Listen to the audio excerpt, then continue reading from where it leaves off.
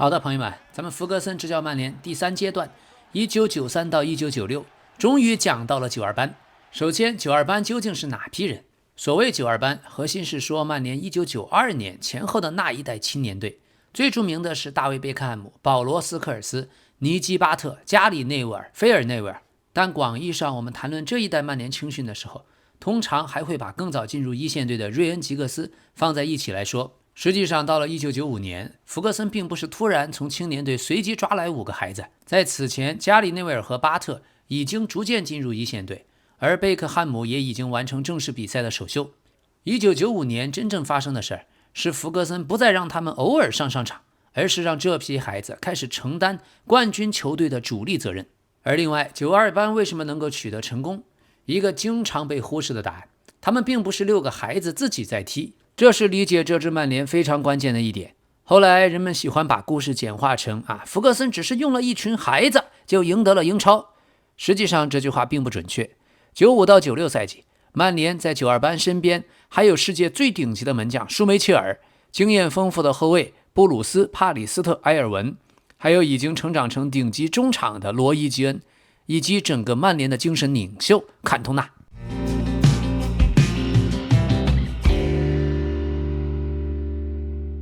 朋友們，感謝大家對這個足球紀錄片系列的支持，感謝您的熱推，感謝您的點讚。這裡是老 K 足球新聞，一個有溫度的足球頻道。所以弗格森真正做的不是用青年隊整體替代一線隊，而是把年輕人們分別插進一條已經擁有世界級骨架的世上最好的球隊之一，這才是弗格森的高明之處。年輕人提供體能、飢餓感、紀律和成長空間，老將們提供穩定性，基恩提供競爭慾望，坎通納提供創造力和精神上的領導，這才是92班革命的完整版本。而特別有意思的是關於坎通納的故事，他對92班的影響不僅僅是發生在比賽中。年輕球員們後來反覆回憶到，他們會通過觀察坎通納如何訓練來提高，因為坎通納總是在訓練結束之後自己一個人繼續加練技術。那麼進入一線隊的年輕人就會想，如果連坎通納都還在加練，我憑什麼回家？當時的曼聯球員們曾經參加內部的獎金遊戲，每個人需要投入800英鎊。這筆錢對於已經成名的球員來說不算什麼，但是對於當時工資很低的斯科爾斯和巴特來說，這不是個小數字。但2个人還是參加了。最後抽中大獎的人偏偏是收入最高的超級球星坎通納，他大約拿到了1.6萬英鎊。第二天，坎通納卻把錢分給了斯科爾斯和巴特，理由很簡單，因為2個年輕人有種有膽子，在沒錢的時候仍然敢參加。這個故事後來由羅伊·基恩回憶，這就是為什麼坎通納在曼聯的年輕球員心中的位置遠遠超過普通的大牌球員，因為他們可以第一次近距離看到真正的超級球星應該怎樣生活，怎樣訓練，怎樣擁有氣場，怎樣對待隊友。關於坎通納，昨天的節目咱們提到了海鷗和沙丁魚這是他的名言裡最出圈的一句。但留言區有評論，有朋友提醒我，坎通納整個職業生涯包括退役以後，都在不斷制造名言，有些是狂捐，有些是哲學，有些是故意用來氣記者，還有一些簡直就像舞台劇上的台詞兒。所以這裡咱們再分享幾句，以後做坎通納專輯的紀錄片的時候再完整的說一遍。當時坎通納曾經談到過迪迪埃·德尚，就是這屆世界杯的法國隊主教練，1998年世界杯和2000年歐洲杯的法國隊長。當時的坎通納談到德尚，給他取了一個後來跟了一輩子的外號，叫挑水工，意思很明顯，德尚當然很勤奮，但他的主要工作不過是搶下球權，再交給真正有創造力的隊友。這個說法後來極其有名，但這句羞辱人的話反而成了德尚整個職業生涯最著名的背景故事。所以當年法國最狂的天才有些看不起法國最成功的工兵。取這個外號的事兒發生在1996年，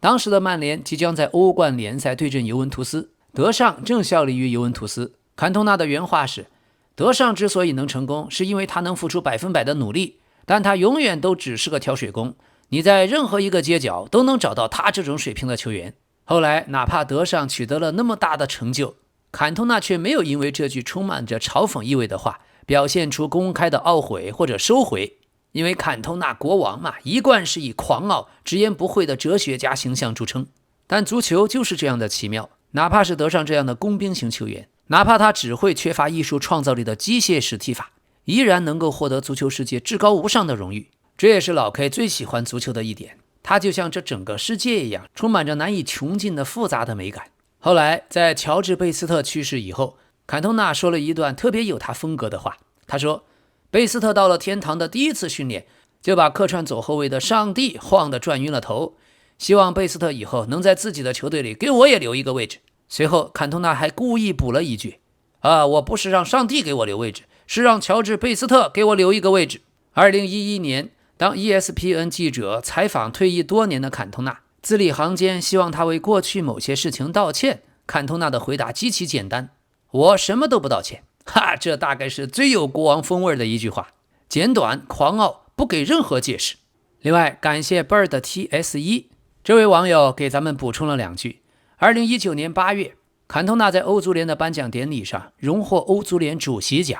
他在領獎時出人意料地引用了莎士比亞悲劇《李爾王》第4幕第1景中的名句。他說，我們之於諸神就像頑童手中的蒼蠅，他們為了消遣而殺死我們。當台下的觀眾不明覺厲的時候，坎通納已經話鋒一轉，把話題重新帶回到他熱愛的足球和科學和生命的關係。他同時用法語和英語表達了對足球運動的獨特見解。那為什麼在頒獎禮上說這句話呢？在《李爾王》這出戲，這句話是由雙眼被刺瞎的格羅斯特伯爵說出來。他表達了在殘酷的命運、在戰爭和權貴面前，普通人的無力和無助。坎通納本人後來在接受曼聯官方採訪，也透露了說這句台詞的靈感。他在巴黎看了一場英國畫家弗朗西斯·培根的畫展，並且在一篇藝術評論中讀到培根生前最喜歡《李爾王》中這句話。坎通納作為一個骨子裡流淌着反叛血液的藝術家和足壇的國王，他厭惡這些高大上卻空洞的官方頒獎禮，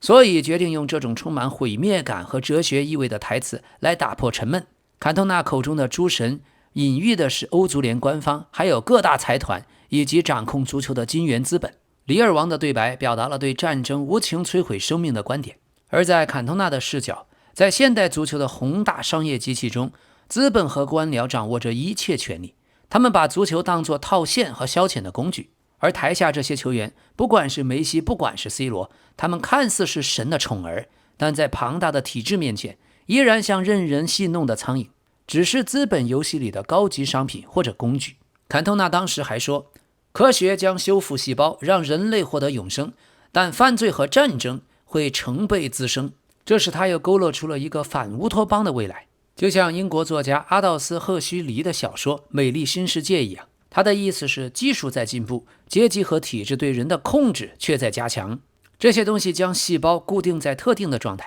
然而人類的貪婪、內訌和殘酷、犯罪和戰爭卻永遠不會消失。這就與現在高度發達、瘋狂擴張卻正在逐漸失去靈魂的現代足球產業如出一轍。當坎通納把全場氣氛推向最沉重、最荒誕的頂點之後，卻突然用一句極其簡單平實的“我愛足球，謝謝”作為了他的結語。好，我們說回95到96賽季，在新賽季開幕第一天，弗格森立刻成為全國的笑柄。1995年8月，曼聯新賽季第一輪面对阿斯頓維拉，坎通納仍然在禁賽中，球隊中於是出現大量的年輕人。結果第一場曼聯就1-3輸了。貝克漢姆雖然打進一球，但在比賽結束之後，著名的電視評論員阿蘭·漢森說出了英超歷史上最著名的判斷之一。他說，靠孩子你什麼都贏不了。這句話在幾十年後都不斷被人們翻出來嘲弄，但從當時的環境看，這並不是一個特別荒唐的判断，因为曼聯剛剛賣掉了自己3名最成熟的球星，沒有買大牌，坎通納又不能上場，第一場比賽還輸了個1-3，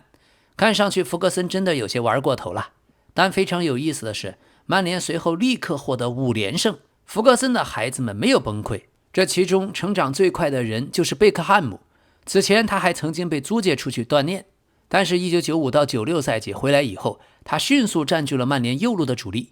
這個賽季他聯賽出場33次，打進7球。與此同時，他還帶來了一個非常重要的戰術上的轉變。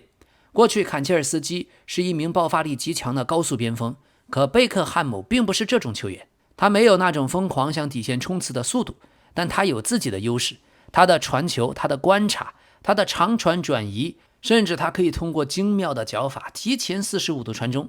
於是曼聯右路逐漸從過去的邊鋒自己突破變成了新的模式，讓貝克漢姆在更靠後的區域就可以直接把球送進最危險的區域。從後來的變化來看，這是弗格森的曼聯打法開始變得更加成熟的重要一步。1995年10月1日，國王歸來，經過漫長的禁賽，坎通納終於回來了。而弗格森給他的第一場比賽偏偏安排在最有戲劇性的、最強大的對手面前——利物浦。在老特拉福德主場，坎通納重新參加的正式比賽，曼聯對利物浦最終打成2-2。比賽中，坎通納不但參與進攻，還親自罰入了點球。從這一刻開始，95到96賽季的曼聯才真正完整。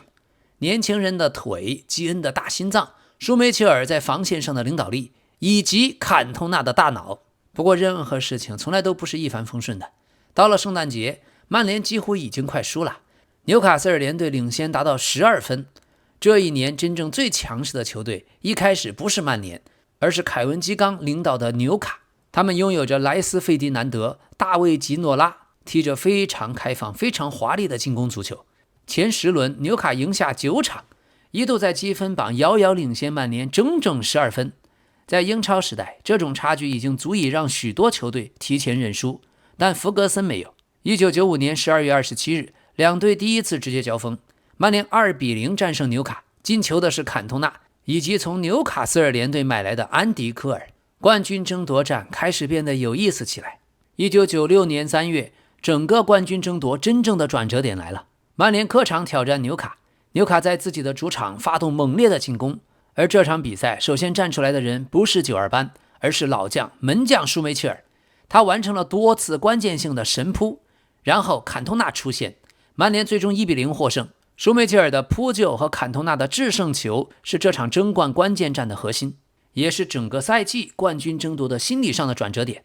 紐卡突然發現，原本領先的12分優勢也很可能不夠，而曼聯已經開始相信他們是真的可以把分差追回來。這個賽季坎通納最不可思議的地方，並不是他刷出了巨大的進球數字，而是他的進球經常直接等於3分。他開始專門決定那些1-0比賽的輸贏。在賽季後半段，曼聯連續經歷了多場極其緊張的比賽，而坎通納一次又一次打入決定比賽的進球，這才是國王最特別的地方。他不像某些超級射手，一個賽季進個30個、40個。他的價值來源於，當比賽80分鐘都踢不進去球，雙方都快沒辦法了，然後坎通納現身，國王來解決問題。所以曼聯球迷叫他國王，很大程度上不是因為數據，而是因為他似乎總是知道什麼時候這整個國家都正在看着他。1996年4月，曼聯客場挑戰南安普頓，一個最好玩的插曲出現了。上半場曼聯就已經0-3落後，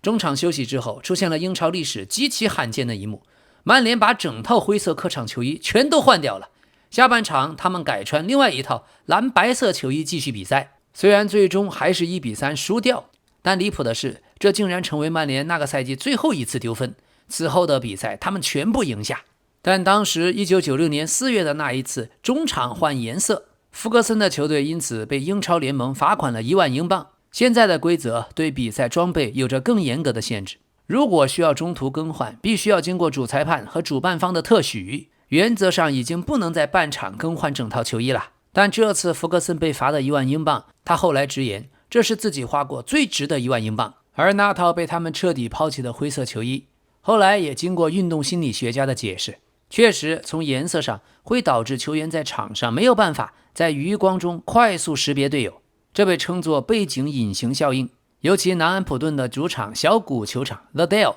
當時看台離球場很近，看台上大批觀眾都身穿着各色便服，在遠視距下混合成了混雜的灰色調，所以曼联球員抬頭或者用余光觀察的時候，灰色球衣會直接融入到看台的背景中，再加上当天的陰天光線和球场綠草的陰影，進一步降低了灰色的對比度。曼聯球員發現，在傳球的瞬間沒有辦法在最快時間內將隊友的身體輪廓和球場和看台剥離開。弗格森賽後直言，球員們根本看不到對方，他們說隊友就像隱形了一樣。所以高速对抗的職業足球比賽，球員是很少抬頭長時間盯着隊友看的，而是依賴余光捕捉一閃而過的球衣的顏色。灰色在人類的視覺皮層中屬於中性蕭色，沒有辦法對視網膜產生強烈的色彩刺激。這也促成了後來現代運動品牌，比如阿迪達斯、耐克等等，在設計客場球衣的時候，必須通過專業的色度學和對比度測試，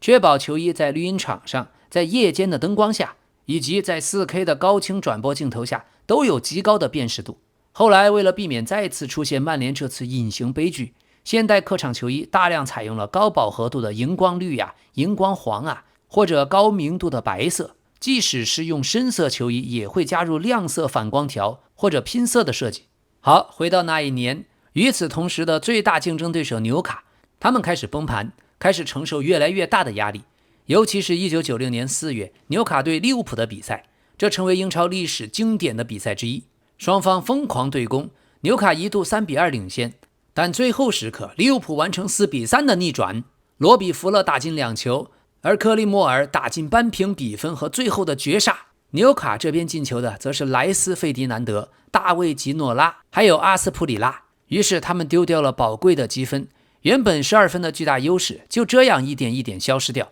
而在賽場之外，弗格森開始發動心理戰，他不斷地給紐卡施加壓力。弗格森通過媒體談論着其他球隊面對曼聯和面對紐卡可能採取不同的態度等等等等的問題，這導致紐卡主教練凱文·基岡最終在電視採訪中受不了了，他情緒激動，公開地表示自己非常希望擊敗曼聯。這段採訪後來成為英超最著名的主教練失去控制的畫面之一，這也是整個賽季爭冠的最高潮。但最關鍵的是，基岡雖然想贏，但紐卡真正的問題還是比賽結果。而弗格森非常擅長心理戰，當他自己的球隊在追趕的時候，他會努力讓領先者覺得自己是被追殺的那個。這就是可愛的小老頭弗格森的心理戰最危險的地方。最後一輪，曼聯只需要控制自己的命運，對手是米德爾斯堡。最後米德爾斯堡0-3，曼聯大勝，冠軍終於到手。從最多落後12分到最終領先紐卡4分奪冠。在1年前的95年夏天，那個被認為瘋了的弗格森再次成為英格蘭聯賽冠軍，而阿蘭·漢森那句“你靠孩子什麼都贏不了”也從此成為足球歷史上最著名的錯誤預測。而凱文·基岡他確實是謙謙君子，經歷了如此的心理大戰，而且曼聯最終反超奪冠。但在賽季結束僅僅幾周後，兩個人在酒吧意外地碰上。弗格森後來回憶，讚賞凱文·基岡從來不記仇，說兩人那天晚上相處得非常融洽。不久後的1996年歐洲杯前，兩個人還一同亮相電視節目，擔任解說嘉賓。在鏡頭前，兩個人嬉笑打罵，開着玩笑打着趣兒，徹底化解了過去劍拔弩張的敵對關係。隨後的歲月裡，兩人始終保持着相互尊重的關係。在凱文·基岡因癌症去世以後，弗格森公開深情地悼念了這位昔日最偉大的對手之一，盛讚基岡為紐卡注入了無與倫比的激情和活力。弗格森說，當年的那支紐卡斯爾聯在凱文·基岡手下打造出了队史上最棒的一支球隊。但回到1996年，此時的曼聯還有最後一場比賽，1996足總杯決賽，曼聯對利物浦，最大的死敌，一邊是坎通納、羅伊·基恩、舒梅切爾以及92班，另一邊的利物浦球員穿着非常搶眼的白色西裝來到了溫布利球场。後來的弗格森曾經回憶，當他看到對方這身打扮，就覺得自己的球隊在心理上已經先占了一些優勢。不過真正的比賽非常緊張，一直到第86分鐘，曼聯獲得角球，貝克漢姆把球開入禁區，利物浦的門將將球擊出，球來到外圍，站在那裡的人正是坎通納。埃里克·坎通納直接射門，球穿過禁區內密集的人群鑽入球門，曼聯1-0，比賽結束。而那一天，因為布魯斯沒有出場，坎通納正帶着隊長袖標。於是在1995年1月，跌入了自己職業生涯最低谷的那個人，在16個月以後，以隊長的身份打進足總杯決賽，打進制勝球，帶着曼聯拿到雙冠王。這才是坎通納王朝最有戲劇性的地方。弗格森也成為第一次2次完成了英格蘭聯賽和足總杯双冠的主教練，曼聯也成為第一支2次完成這個成就的英格蘭球隊。但1994的雙冠王和1996年的雙冠王，兩支曼聯實際上已經不是同一支球隊。過去的核心右路的坎切爾斯基現在是貝克漢姆，中場從基恩加因斯變成基恩加巴特，左路仍然是吉格斯，鋒線上由馬克修斯加坎通納變成安迪科爾加坎通納，還有後防線加里內维爾也逐漸成為主力右後衛。不到2年，曼聯前場6個人裡面已經換掉接近一半，但他們拿冠軍的腳步卻沒有停止，這才是弗格森真正成為歷史級別最佳名帥的原因。不過此時雖然曼聯2次拿到雙冠，但在歐洲表現依然很差。他們參加聯盟杯第1輪就被淘汰，對方叫富爾加格勒轉子隊。最戲劇性的是主場第2回合，曼聯最後階段仍然需要進球，於是門將舒梅切爾衝到了對方禁區內參與進攻，結果他就真的進球了。一個門將在歐洲比賽為曼聯頭球破門，這也讓90年代早期的球迷們如老 K 這種大開眼界。比分雖然變成2-2，但曼聯仍然因為客場進球規則遭到淘汰。所以要想真正解決歐洲的問題，還要再等3年。1999年曼聯才會完成最終的答案。所以這個階段1993到1996實際上存在2條故事線。第一條，坎通納從球星變成真正的國王。93到94賽季，他帶領曼聯完成第1次雙冠王。95年，他的職業生涯幾乎崩塌掉，全靠弗格森選擇力保。而95到96賽季，坎通納成為年輕曼聯的精神導師，關鍵階段連續決定比賽，最後用隊長身份在足總杯決賽打進制勝球。他從一個最好的球員變成了曼聯歷史和文化的一部分。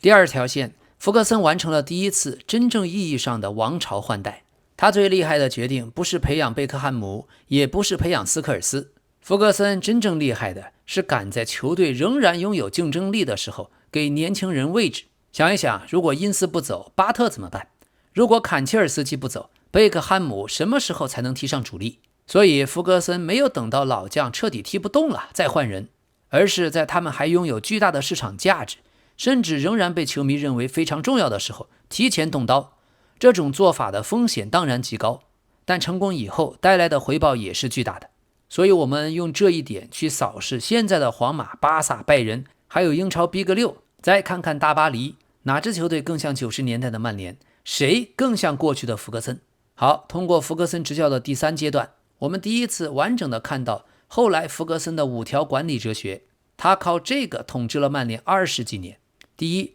沒有任何球員可以大於球隊，保羅·因斯、馬克·休斯、坎切爾斯基都可以走。第二，但對不同的球員要用不同的方法去管理。像坎通納犯了最嚴重的錯誤，弗格森沒有縱容他的行為，但也沒有簡單拋棄這個人。第三，年輕球員必須得到真正重要的比賽機會，而不只是垃圾時間上個10幾分鐘。弗格森對他們的做法是，這個位置現在就是你的，你得給我去贏冠軍。第四，重建不能成為不夺冠的借口。這是我認為弗格森最恐怖的一點。別人的重建總是請你給我3年，但弗格森1995年的重建，第2年直接拿到聯賽和足總杯雙冠王。第5點，永遠在冠軍球隊衰老以前就開始下一輪的換代。這個未來我們還會講到。1993年弗格森已經在買羅伊·基恩，1995年已經開始全面推92班，而他整個教練生涯還會繼續重複同樣的事情。於是這個階段，